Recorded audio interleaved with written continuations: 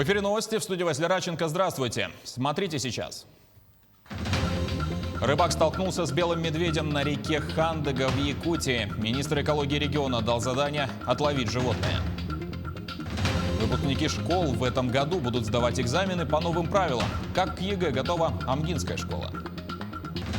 Свои плоды в развитии предпринимательства дает открытый в Алекминске бизнес-инкубатор. Своим стартом и планами поделилась местная мастерица.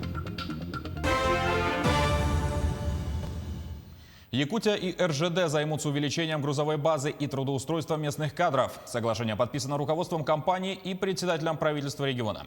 Сегодня общая протяженность железных путей Якутии составляет свыше 930 километров, по которым доставляется северный завоз, осуществляется перевозка угля. Регулярно курсируют пассажирские поезда, в том числе в другие дальневосточные города России. В соглашении говорится об увеличении грузовой базы, перевозок пассажиров, социальной поддержки населения, трудоустройства местных кадров и транспортной безопасности.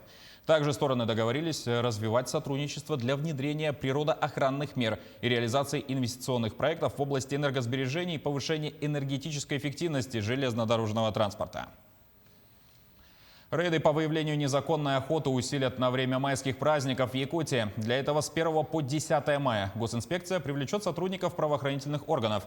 С 27 апреля на общих угодьях на территории Якутска проверили 24 охотника, выявили 3 нарушения. Со всеми провели беседу и инструктаж.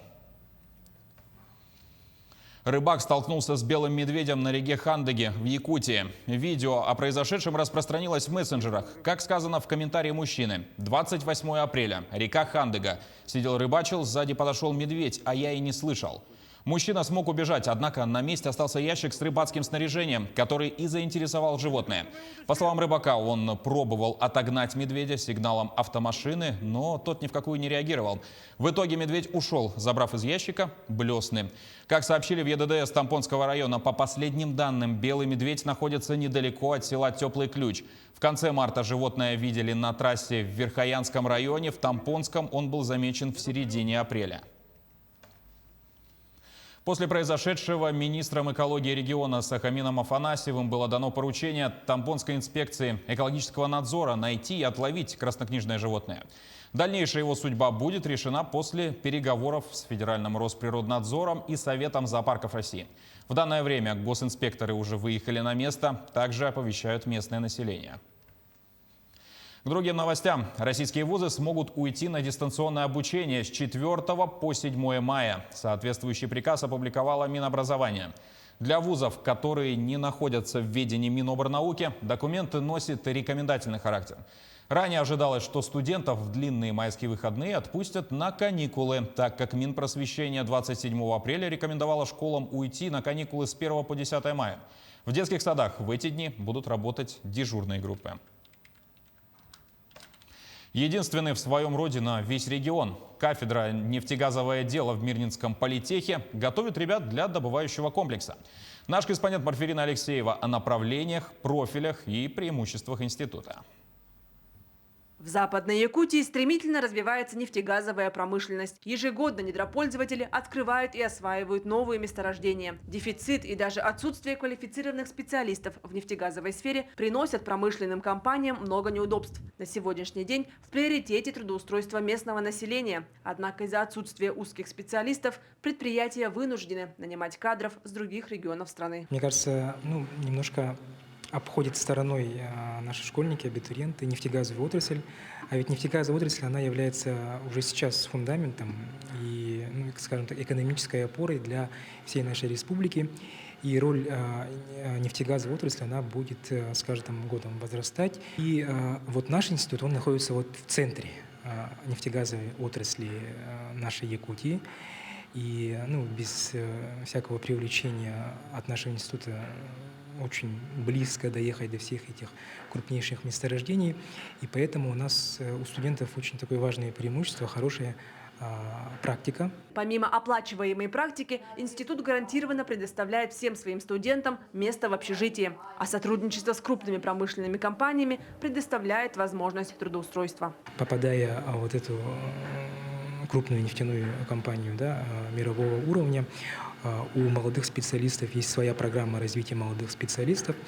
И все это позволяет будущим абитуриентам, специалистам не просто получать достойную заработную плату, да, а она считается одной из самых высоких, ну, в среднем по республике и по России, но и всесторонне профессионально, карьерно развиваться.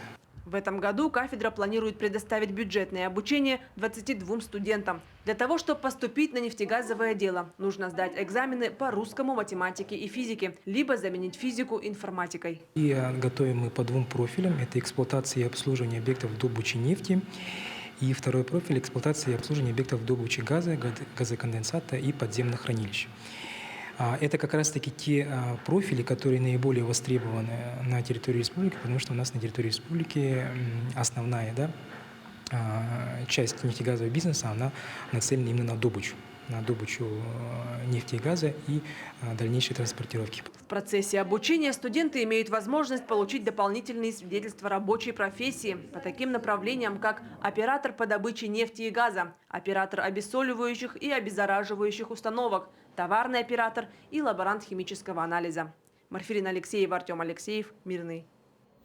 Выпускники школ в 2021 будут сдавать экзамены по новым правилам. В этом году в Вамгинском районе школу закончат 170 учеников, 120 из которых будут сдавать выпускные экзамены в формате ЕГЭ. Лия Яковлева с подробностями. Ученик 11 класса Амгинского лицея имени Леонида Киренского Александр Пахомов еще с начальных классов занимается ракетомоделированием и проектированием спутников.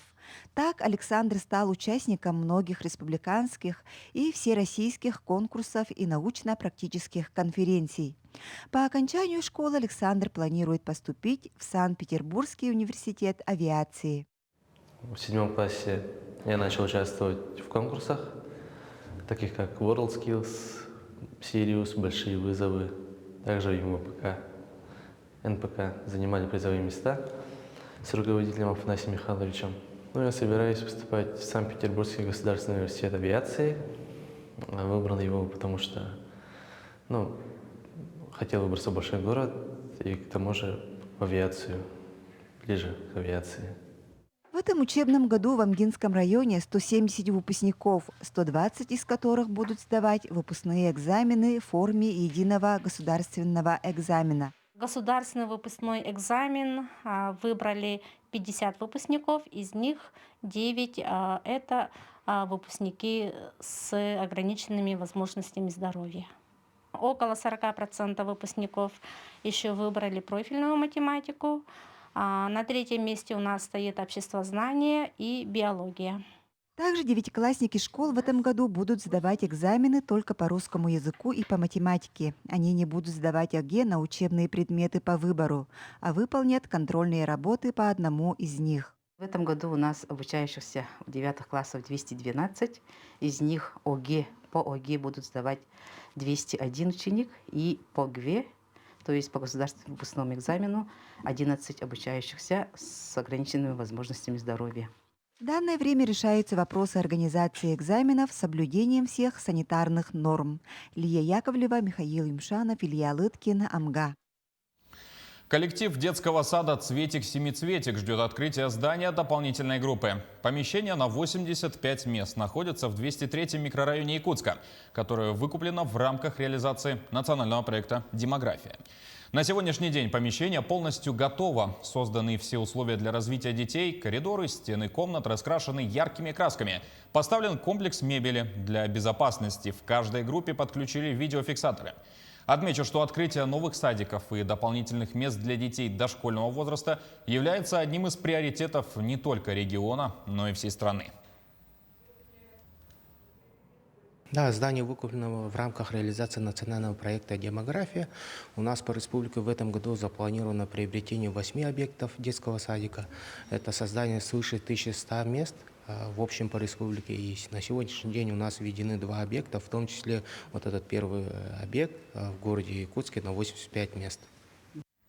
Сегодня, 29 апреля, вся страна напишет диктант Победы. Всероссийская акция проводится для повышения исторической грамотности и патриотического воспитания молодежи. В прошлом году по количеству площадок наш регион занял 6-ю позицию в стране и 1-ю на Дальнем Востоке. В этом году диктант традиционно напишут в онлайн и офлайн форматах. Для того, чтобы принять участие очно, нужно обязательно зарегистрироваться на официальном сайте диктанта. А в режиме онлайн диктант может написать любой желающий, без регистрации. Начало тестирования в 15 часов по местному времени. Свои плоды в развитии предпринимательства дает открытый в Алекминске бизнес-инкубатор. Вот и героиня следующего сюжета. Недавно, начав свое дело, отметила поддержку на старте. С ней пообщалась наш корреспондент в Алекминске Елена Фаст. Анна Романовна в здании бизнес-инкубатора работает не так давно, но уже успела оценить плюсы места. Конечно, очень даже помогает. Я же хотела еще осенью, помещение арендовать, но получалось у меня там дорого, не то что тут. Действительно, разница в цене за квадрат ощутима. Это и помогает начинающему предпринимателю встать на ноги. Анна уверена, ее пока небольшой бизнес перспективен. Пока есть необходимость в одежде, работа будет. Я, например, я бы не жаловалась. Мне всегда она помогала. Вот. Я бы не сказала, что я без копейки, без хлеба никогда не сидела, потому что если человеку надо, любое, хоть что-то, если человек не умеет, обращайтесь, я быстренько. На сегодня в бизнес-инкубаторе заняты почти все места.